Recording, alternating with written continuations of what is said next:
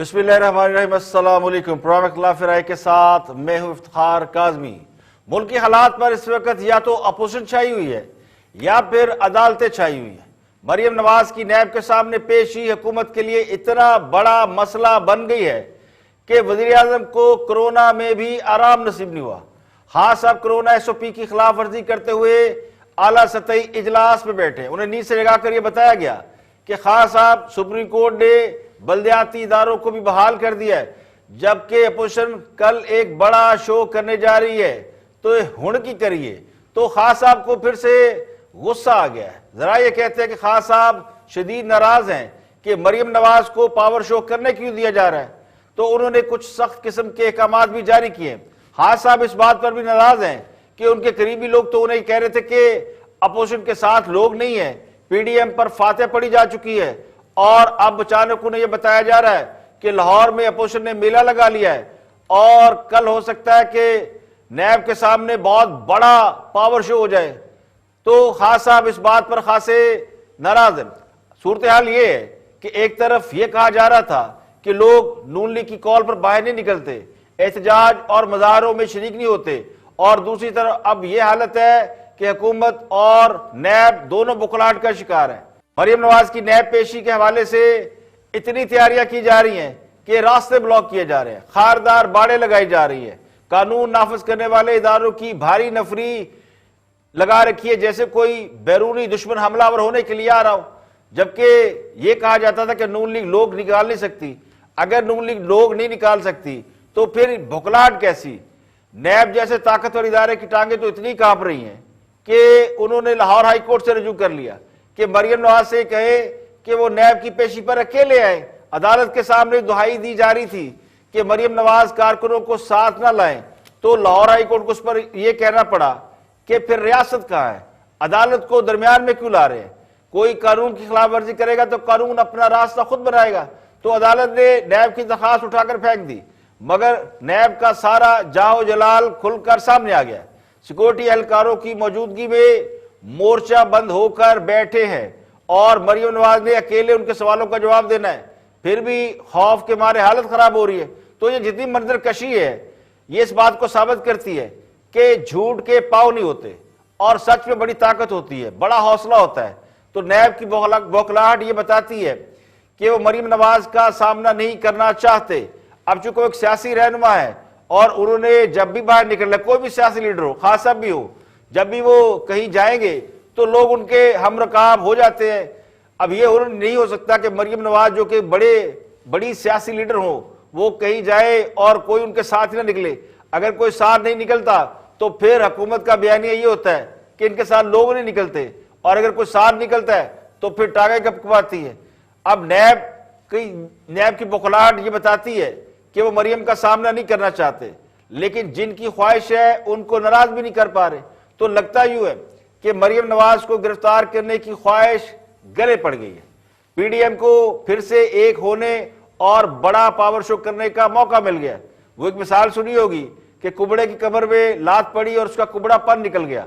तो मरियम नवाज की नैब के सामने पेशी ने फिर एक बार PDM को एक कर दिया है। 26 मार्च को जो लॉन्ग मार्च इस्लामाबाद की तरफ होना था, वो जिसे पीपल पार्टी की जानिब से मोहलत तलब किए जाने पर पोस्टपोन करना पड़ा। वो लगता यूं है कि उस लॉन्ग मार्च का मुकाम या रुख अब इस्लामाबाद या रावलपिंडी की बजाय लाहौर है। तो इसे PDM असल लॉन्ग मार्च की रिहर्सल के तौर पर भी ले सकती है। सबसे आम बात यह कि पीपल पार्टी भी इस लॉन्ग मार्च में हिस्सा ले रही है और उन्होंने भरपूर शिरकत का ऐलान किया है। तो पीपल पार्टी और PDM के रास्ते जो 2 दिन पहले लगता था कि अलग अलग हुए हैं, कल मौलाना फजलुर रहमान और फिर जरदारी साहब का थोड़ा सा बैकफुट पे जाना और मरियम नवाज की पेशी, ये सब मिलकर PDM को फिर से एक कर रहे हैं। तो PDM को तोड़ने की ख्वाहिश रखने वालों की उम्मीदों पर लगता है कि पानी फिर गया है और PDM की तमाम जमातें मरियम नवाज की पेशी पर उनके साथ जा रही हैं। और कहने वाले ये भी कहते हैं कि मुस्लिम लीग नून भी कहीं ना कहीं ये ख्वाहिश रखती है, उनका भी कहीं ना कहीं ये दिल चाहता है कि अगर लाहौर उनका वोट बैंक है, लाहौर उनका होम टाउन है, तो वो दुनिया पर यह साबित करे कि वो अपने घर में कमजोर नहीं है। इससे पहले लाहौर में एक बड़ा जलसा हुआ था जो इंतहाई सर्दी और खराब मौसम की हालत में हुआ था, तो वो लाहौरियों को बाहर नहीं निकाल सके थे, लोग निकले थे, लेकिन इतने नहीं निकले थे जितने उनके मुखालफीन का ख्याल है कि होने चाहिए, निकलने चाहिए। तो इस बार वो चाहते हैं कि लाहौरियों को बाहर निकाले। मौसम कुछ बेहतर है। लाहौर से मुंतब होने वाले तमाम अरकान कौमी सूबाई असम्बली, साबिक बल्दियाती नुमाइंदों को सबको जिम्मेदारियां सौंपी गई हैं कि वो काफिलों की सूरत में ठोकर नियाज बेग लाहौर के सामने नैब के दफ्तर पहुंचे। तो मरियम नवाज के साथ इस बार हमजा शहबाज भी होंगे जो रैली की क़यादत करेंगे, जबकि बाकी जमातों के रहनुमा सीधे नैब ऑफिस पहुंचेंगे। तो बज़ाहिर ये लग रहा है, अब तक की इतलात है जो कि हुकूमत के पास भी है, और इसी वजह से खान साहब को जगाकर उन्हें बताना पड़ा। खान साहब के आराम में खलल डाला गया कि जनाब आप आराम कर रहे हैं, यहाँ कौम का आराम हराम हुआ है। तो उनको बताया गया कि पीडीएम बहुत बड़ा पावर शो करने जा रही है और इतलात ये है कि बड़े लोग आएंगे। तो हुकूमत ने रैली के शुरका की तादाद को कम करने के लिए मुख्तलिफ रास्तों पर रुकावटें खड़ी करके कुछ अहम शख्सियात को गिरफ्तार करने की प्लानिंग भी कर रखी है। तो खान साहब से इजाजत मांगी जा रही है।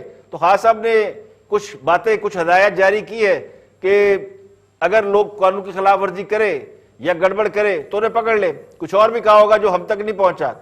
तो बाज़ हुकूमती हलकों का ख्याल तो ये था कि इसकी जरूरत नहीं पड़ेगी, अदालत की जानिब से मरियम नवाज को रैली के साथ नैब पेशी से रोक दिया जाएगा, क्योंकि नैब अदालत में गई थी कि रोक दिया जाए। लेकिन अदालत ने नैब की दरखास्त मनसूख कर दी, जिसके बाद हुकूमत ने मुतबादल प्लान पर अमल करने का फैसला किया और नैब ऑफिस के तरफ के 1 किलोमीटर से 1.5-2 किलोमीटर का इलाका, उसमें रुकावटें लगाकर उस इलाके को रेड जोन करार दिया है।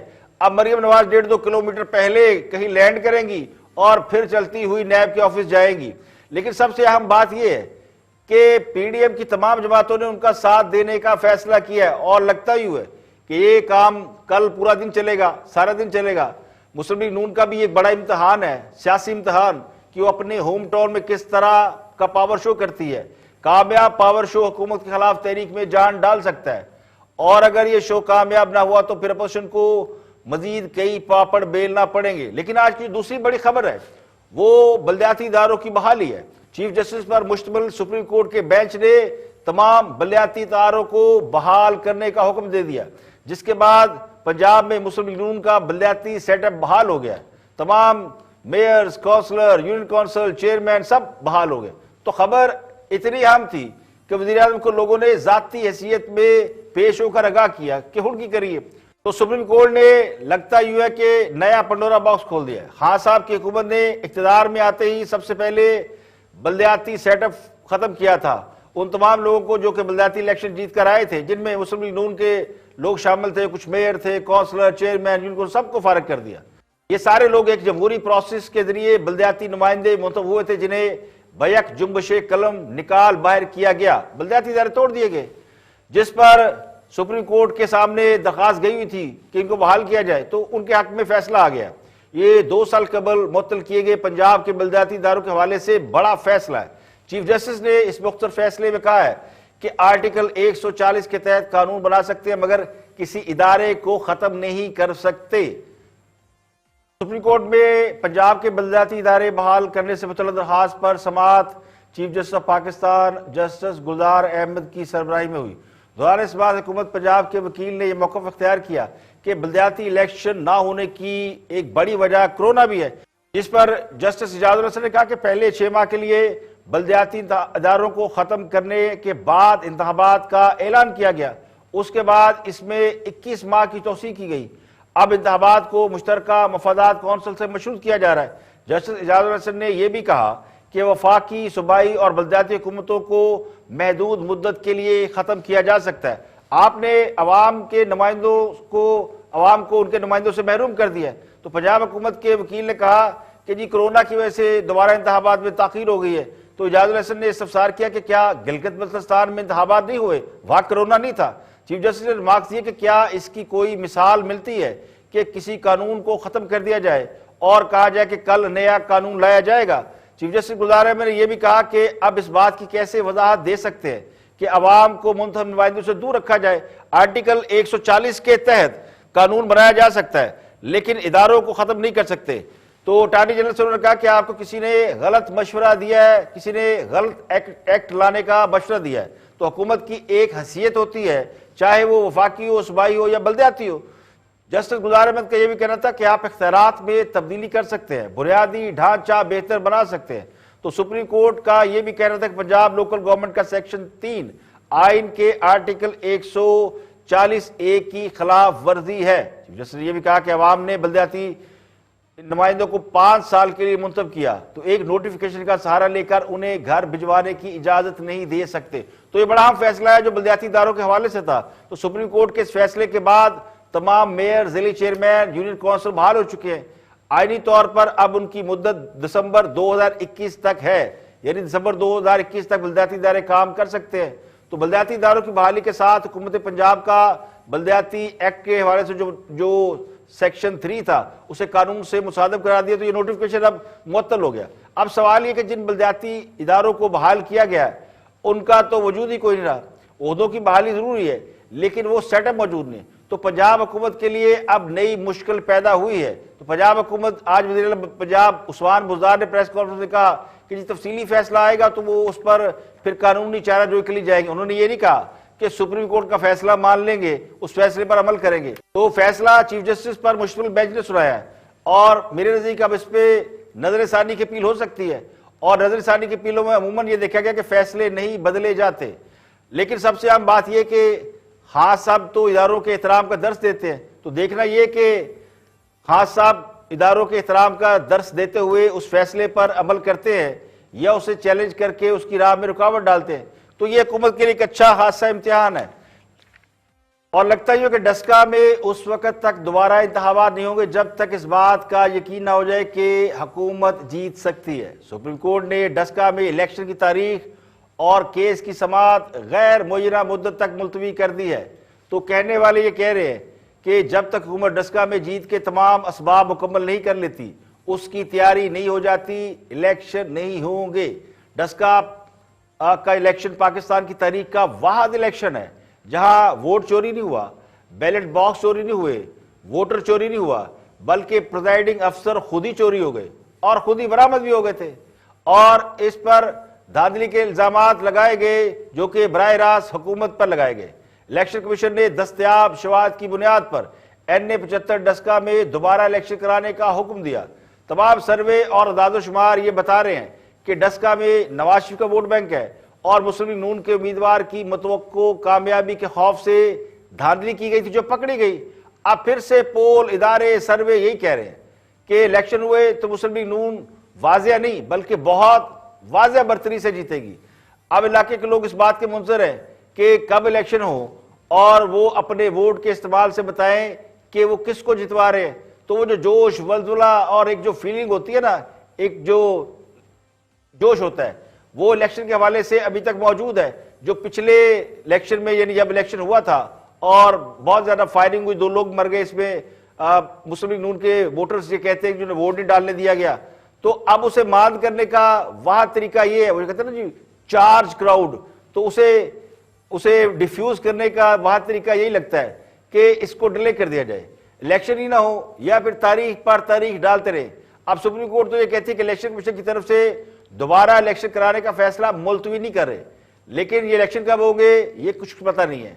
और सुप्रीम कोर्ट ने चूंकि ये कह दिया कि केस की अगली समाअत बेंच की दस्तयाबी से मशरूत है, यानी बेंच मौजूद होगा, बेंच बनेगा तो फिर हम केस सुन लेंगे।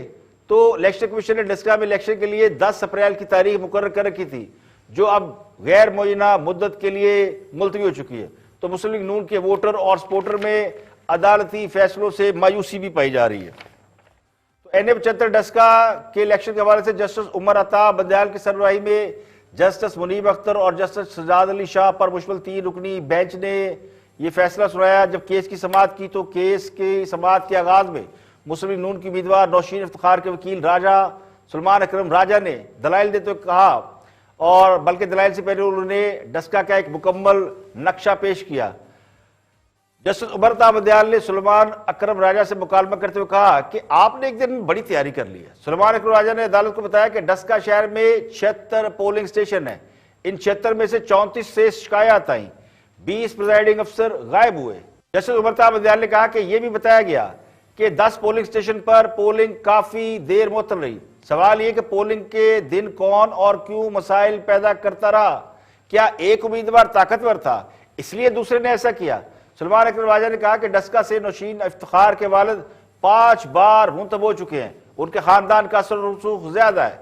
उन्होंने कहा नौशीन इफ्तिखार के डस्का शहर से 46,000 जबकि पीटीआई के उम्मीदवार के 11,000 वोट थे। वहां पोलिंग का अमल मुतासर करना उनका मकसद था। जस्टिस उमर ताबदाल ने कहा कि मुस्लिम लीग नून के कारकुनान ने तशद्दुद का आगाज किया। जब उनका असर रसूख ज्यादा था तो तशद्दुद और बदअमनी फैलाने की जरूरत क्यों पड़ी? सलमान अकरम राजा ने अदालत में वक़्फ़ इख्तियार किया कि हल्के के आधे पोलिंग स्टेशन की शिकायत मौसूल हुई हैं, जिस पर जस्टिस मुनीब अख्तर ने कहा कि डस्का शहर के 76 पोलिंग स्टेशन आधे नहीं बनते। मुस्लिम लीग नून की उम्मीदवार नौशीन इफ्तिखार के वकील ने कहा माजरत खा हूं, 76 पोलिंग स्टेशन 1/3 बनते हैं। जैसे मुनीब अख्तर ने इस्तफसार किया कि जब प्रिजाइडिंग अफसर पोलिंग स्टेशन से निकले तो उनकी रुखसती नॉर्मल थी, मामूल के मुताबिक थी। सलमान अकरम राजा ने कहा प्रिजाइडिंग अफसर पुलिस के साथ मामूल के मुताबिक निकले, तहम वापसी गैर मामूली थी। वो इकट्ठे आए और डरे हुए थे। बाद सुप्रीम कोर्ट ने NA-75 डस्का में 10 अप्रैल को तयशुदा पोलिंग को रोकते हुए कहा कि मौजूदा केस के फैसले में वक्त दरकार है। सलमान अकरम राजा के दलाइल जारी हैं, इसके अलावा बाकी फरीकैन को भी सुनना है, लेकिन केस की समाअत गैर मुय्यना मुद्दत तक मुलतवी करके कहा गया कि जब बेंच दस्तयाब होगा तो समाअत की जाएगी। यहां मिलेंगे ब्रेक और ब्रेक के बाद जब वापस आएंगे और भी हम मौजूद आपके साथ शेयर करेंगे। हमारे साथ रहिएगा।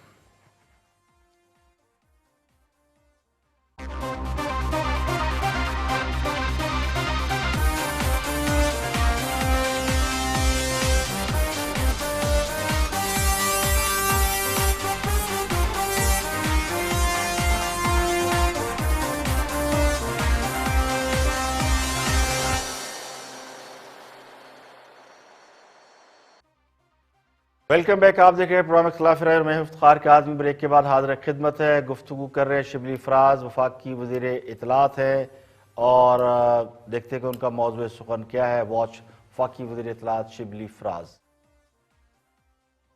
इजाज़त ना दे कोई भी नहीं जाएगा। शिबली फराज साहब, कुछ तज्जिया नगार जो हैं वो ये कह रहे हैं कि आने वाले वक्त में हो सकता है पाकिस्तान तहरीक इंसाफ और पाकिस्तान पीपल्स पार्टी इतने करीब आ जाएं कि इनका आपस में ताउन शुरू हो जाए। आज कुछ लोगों ने कॉलम भी लिखे हैं इस पे, जिनको आप भी जानते हैं उन कॉलम निगारों को। तो क्या आपको चांस नजर आ रहा है ये पीपल्स पार्टी और पीटीआई इतने करीब आ सकते हैं? देखें, हमारा किसी पार्टी के साथ कोई ऐसा इख्तिलाफ नहीं है, न ये हमारी जाती दुश्मनी है। वो पार्टीज जो कि इस मुल्क की तरक्की के लिए अपना हिस्सा डालना चाहती हैं, वो पार्टीज जो कि कानून की बालादस्ती में यकीन रखती हैं, और वो पार्टीज जो कि इस मुल्क के जो कानून है उसके अंदर अपने आप को ताबे उसके करती हैं, हमारा उनके साथ कोई इख्तिलाफ नहीं है। लेकिन बात ये होनी चाहिए जी कि जो जिस तरह की बातें मरियम नवाज ने की, मरियम नवाज, ये अभी मुसद्दिक मलिक तो कह रहे थे ना, इन्होंने एक पुराना एक रिकॉर्ड है, घिसा पिटा रिकॉर्ड है जो कि इन्होंने रटा हुआ है कि जी इधर आए थे और पुलिस को ये किया था वो किया था। नई बात करें, जो एक्चुअल बात है वो ये है कि पहली बात तो ये कि अगर हमने धरना किया था तो हमें किसी नायब ने नहीं बुलाया था, हम करप्शन के खिलाफ निकले थे। ये करप्शन की सपोर्ट में निकल रहे हैं। मौलाना फजलुर रहमान, मरियम नवाज की आपने यूथ कन्वेंशन में तकरीर सुनी, जो जुबान उन्होंने इस्तेमाल की, इश्तियाल दिलाया अपने कारकुनों को। इनका मकसद यही है कि आप जब कानून को चैलेंज करते हैं, आपको अगर कानून बुलाता है तो आप कानून को इंटिमिडेट करते हैं, आप कानून के ऊपर एक किस्म की बदमाशी करते हैं, और आप साथ में जत्थे लाते हैं, जो कि लास्ट टाइम भी इन्होंने किया। ये इनकी सियासत का महवर है कि ये जो आजकल जो बातें कर रहे हैं, ये बुनियादी तौर पे यही है कि जी आप हमारे केसेस पे नरम रहे, या हम आपके साथ केसेस पे जो है ना कोई कंप्रोमाइज नहीं है। ये मुल्क के लिए निकल रहे हैं, मुझे ये देखिए, खास साहब ने करप्शन के खिलाफ धरना नहीं दिया था, बल्कि खास साहब का धरना एक प्लान के तहत था जिसे लंदन प्लान कहा जाता है। खास साहब की एहतजाजी तहरीक भी लंदन प्लान का हिस्सा था। ये सारी बातें मीडिया पर आ चुकी हैं। उस प्लान के तहत इलेक्शन को बुनियाद बनाया गया था। खास साहब ने इलेक्शन में धांधली का इल्जाम लगाया था और 4 हल्के खोलने का मुतालबा किया था, और उसी जवाब पर वो धरना देने के लिए और एहतजाज करने के लिए निकल खड़े हुए थे। तो धरने के लिए बहुत से लोग दरकार होते हैं जो लोग बैठे रहे। तो मौलाना तारुल कादरी की खिदमत हासिल की गई। अब मौलाना तारुल कादरी का अपना एक बहुत बड़ा इशू चल रहा था, जो उस वक्त की हुकूमत के खिलाफ था, वो मॉडल टाउन का सानहा था, तो उस इशू को इस्तेमाल किया गया। मौलाना तारुल कादरी से उन्हें इंसाफ दिलाने का वादा करके साथ में लाया गया, और आज हालत यह है कि 2.5-3 साल गुजर चुके हैं, लेकिन ना किसी को सानहा मॉडल टाउन याद आता है, ना उन्हें इंसाफ देने की कोई बात याद आती है। तो हुकूमत इन 2-2.5 सालों में कुछ नहीं कर सकी, ना मरने वालों के वर्षा को इंसाफ दिला सकी, ना उस केस का कोई वो जो इल्ज़ाम लगाते थे उसका कोई उसका हल निकाल सकी। तो खान साहब कौन से करप्शन के खिलाफ जहाद करने निकले थे? करप्शन तो मौजू उस वक्त बना जब पनामा केस आया, वरना खान साहब का इशू करप्शन तो था ही नहीं। खान साहब ने करप्शन का शोर शोर मचाया जब पनामा केस आया और लोगों के ऑफशोर कंपनियां निकली, तो करप्शन का शोर, फिर कोर्ट चले गए और फिर वज़ीर-ए-आज़म को निकालना पड़ा ओकामा के ऊपर। तो जो धांधली का इशू था उसे खुद अदालत ने मुस्तरद कर दिया था। अब यह दुरुस्त है कि जब माली दबाव होता है, हालात खराब होते हैं, लोग परेशान होते हैं, तो लोगों की याददाश्त कमजोर पड़ जाती है, लोगों को बेचारों को अपने काम काज की पड़ी होती है, अपनी माली हालत ठीक करने की कोशिश कर रहे होते हैं, तो याददाश्त मुतासर हो जाती है, लोग बातें भूल जाते हैं। लेकिन हकायक तो बदल नहीं सकते। जिस तरह हुक्मरान जमात के लोग भूलने के आदी हैं, शायद ही कोई दूसरा हो। आज सदर मोहतरम भी परेड में फरमा रहे थे कि हमने करारदाद आज के रोज पेश की थी, जबकि आज 25 मार्च है। और अब कुछ बात करते हैं स्टेट बैंक की को खुद मुख्तारी देने के हवाले से और IMF की पाकिस्तान के हवाले से जो रेजोल्यूशन चल रही है उसके हवाले से बात करते हैं। IMF ने पाकिस्तान को मजीद कर्ज देने के लिए नई सरकारी गारंटियां मांग ली। IMF जराये के मुताबिक हुकूमत की जानिब से IMF को गलत अदादो शुमार पेश किए गए हैं। ये पिछली हुकूमत पर खान साहब इल्ज़ाम लगाते थे, इसाक डार पर इल्ज़ाम था कि वो फज फिगर जो है वो यूज़ करते हैं, यानी जाली अदादो शुमार। तो अब ये इल्ज़ाम मौजूदा हुकूमत पर भी आया है और ये कहा गया IMF की तरफ से कि सरकारी गारंटीज पर गलत रिपोर्टिंग की गई, जो कि कर्ज के मामलात की खिलाफ वर्जी है। तो IMF के मुताबिक पाकिस्तान में जो सरकारी इदारे हैं उनमें राब्तों का फुकदान है और ये पता नहीं चलता कि फिगर क्या है, तो उनको जो फिगर दिए गए हैं वो दुरुस्त नहीं है। तो IMF बेचारों को पता ही नहीं है कि पाकिस्तान में भी जो खासा फिगर देते हैं वो भी दुरुस्त नहीं है। वो सुने सुनाई बातें करते हैं, जब डॉक्यूमेंट में जाके चेक करें तो फिगर कुछ और होते हैं। तो IMF ने आइंदा बजट में नई सरकारी गारंटी का जो है मुतालबा किया है। उन्होंने कहा जी कि नई सरकारी गारंटी जारी की जाएगी तो कर्ज की अदायगी होगी। अब दूसरा जो बड़ा मसला चल रहा है वो स्टेट बैंक को खुद मुख्तार बनाने के हवाले से, कि उसके हवाले से जो एक्ट लाया जा रहा है उस पर बहुत शदीद रिएक्शन आ रहा है। स्टेट बैंक को खुद मुख्तार बनाने के हवाले से जो मुआशी माहिरीन है वो ये कहते हैं कि इससे स्टेट बैंक मादर पिदर आजाद अदारा हो जाएगा जो किसी को जवाबदेह नहीं होगा। तो IMF पाकिस्तान के सबसे बड़े बैंक को दूसरा IMF बनाकर पाकिस्तान को चलाना चाहता है। तो स्टेट बैंक के खुद मुख्तार होने की राह में कई कबाख्तें बयान की जाती हैं। अब ये सब हो क्यों रहा है, क्यों स्टेट बैंक को खुद मुख्तार किया जा रहा है और क्यों लोग ये कह रहे हैं बड़े बड़े मुआशी माहिरीन के इससे पाकिस्तान जो है वो माली तौर पर बहुत ज्यादा मसाइल पैदा हो जाएंगे और इदारे जो हैं उनको तनख्वाही नहीं मिलेंगी। वजह क्या है? IMF के अंडर किया जा रहा है। माहिर मईशत डॉक्टर इशफाक हसन, उन्होंने स्टेट बैंक को खुद मुख्तार बनाने के पीछे दिलचस्प कहानी बयान की है। वॉच इशफाक हसन।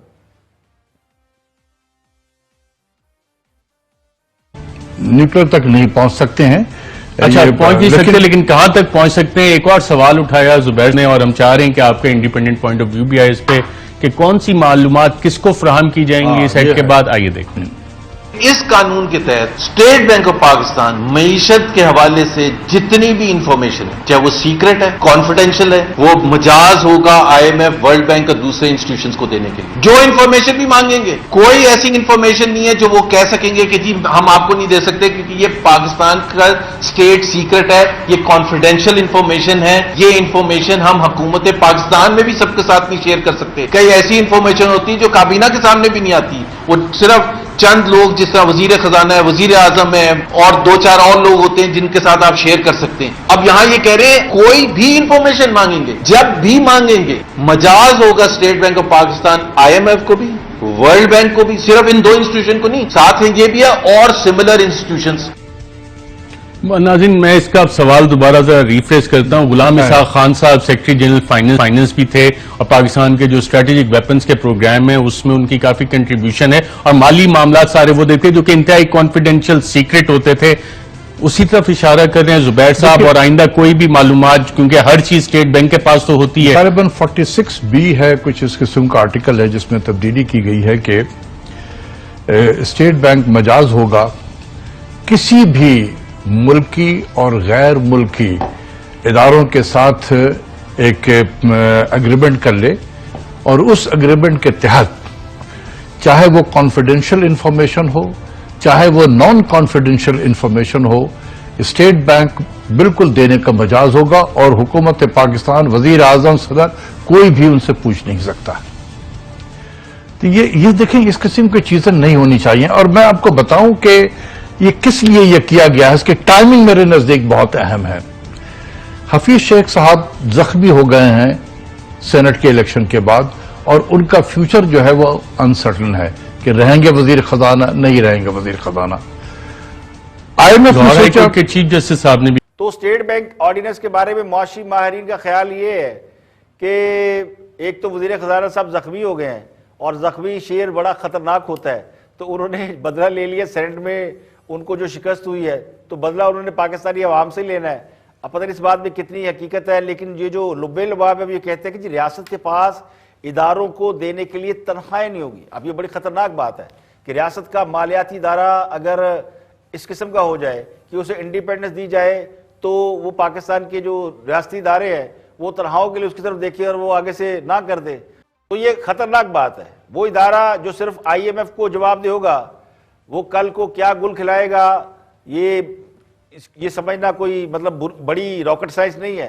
रियासत पर कोई इदारा बालादस्त नहीं हो सकता। अगर रियासत किसी इदारे के मातहत हो गई तो फिर रियासत कैसे चलेगी? तो माली इख्तियारात बैरूनी ताकतों के हाथ में देने का मतलब अपनी खुद मुख्तारी और आज़ादी को दांव पर लगाना होगा।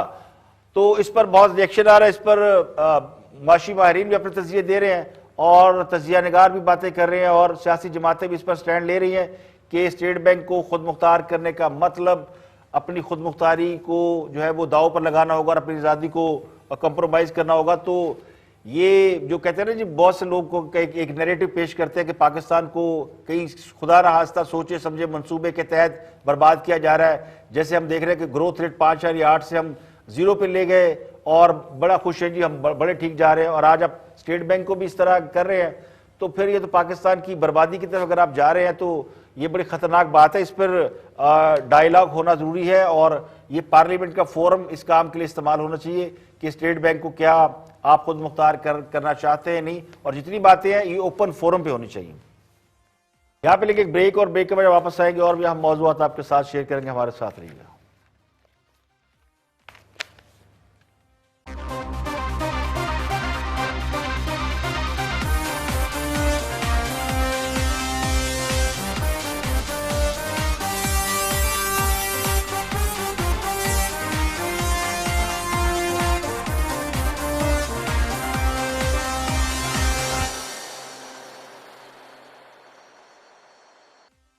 Welcome back. आप देख रहे हैं प्रोग्राम इख्तिलाफ और मैं इफ्तिखार काज़मी। ब्रेक के बाद हाजिर खिदमत है, आगे बढ़ते हैं और मुस्लिम लीग नून के रहनुमा और साबिक गवर्नर सिंध मोहम्मद जुबैर गुफ्तगू कर रहे हैं नवाज शरीफ की वापसी के हवाले से और नवाज शरीफ के इलाज के हवाले से।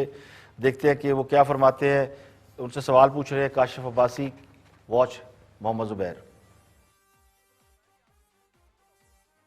काम करें ना, जरा बताएं कि आपने कौन से डॉक्टर को दिखाया है, कितने पैसे दिए अस्पताल जाके, कौन कौन सी आपका इलाज चल रहा है।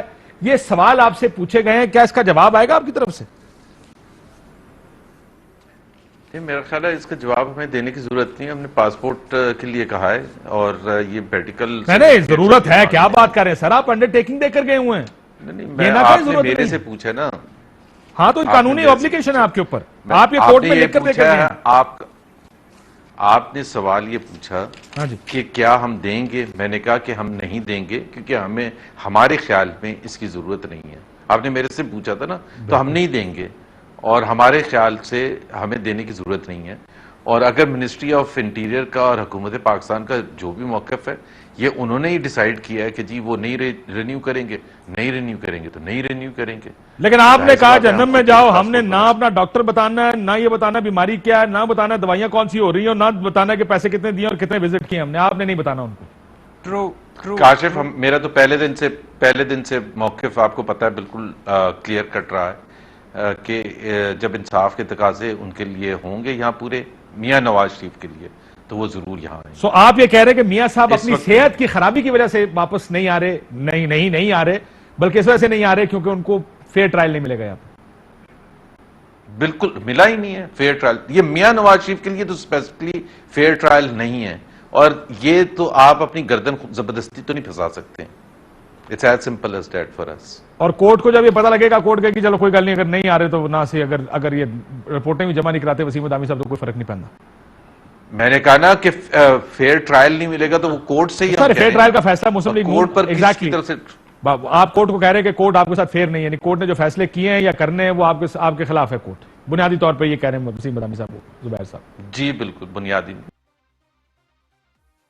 जो मौक़िफ़ मुस्लिम लीग नून ने अब इख्तियार किया है, ये इन्हें पहले इख्तियार करना चाहिए था। देखिए, नवाज शरीफ के बारे में मैं कह चुका हूं कि उनकी वापसी के लिए हालात साजगार नहीं, उन्हें पाकिस्तान में जान का खतरा है, इंसाफ उन्हें मिल नहीं रहा, और उन्हें ओपनली कहा जाता है जी कि माइनस नवाज शरीफ पॉलिटिक्स होगी। तो नवाज शरीफ के लिए पाकिस्तान में हालात साजगार नहीं है। जब ये बात सच है कि नवाज शरीफ जब लंदन गए थे तो बीमार थे, इलाज के लिए गए थे, और हुकूमत ने उसकी बाकायदा तस्दीक की थी, और बीमारी उनको ये थी कि वो घुटनज़दा और साजिशज़दा माहौल का शिकार हो रहे थे, नैब की तहवील में थे तो उनके प्लेटलेट गिर गए, तो ये एक सख्त दबाव में थे। तो लंदन जाने से कम वो दबाव जैसे उनसे हटा तो एक साल में बहुत बेहतर हो गया। अब ये नहीं कहा जा सकता कि वो महज इलाज के लिए लंदन में रुके हुए। तो असल मसला यही है कि नवाज शरीफ की वापसी उस वक्त तक नहीं हो सकती जब तक हालात साजगार ना हो। ये पॉलिटिकली जो लोग समझते हैं, हाँ वो अपोजिशन में हो चाहे गवर्नमेंट में हो, सबको पता है कि किसी भी सियासी रहनुमा के लिए हालात का साजगार होना जरूरी है। अगर नहीं होते तो वो चले जाते हैं यहाँ से। तो ये बात मैंने 17 मार्च को अपने तज़किये में भी कही थी कि मुस्लिम लीग नून को ये मौक़िफ़ इख्तियार करने की जरूरत नहीं कि मियाँ साहब इलाज की वजह से वापस नहीं आ रहे, मियाँ साहब हालात की वजह से वापस नहीं आ रहे। देखिए, नवाज शरीफ की वापसी के लिए हालात का साजगार होना जरूरी है। इस वक्त हालात साजगार नहीं है।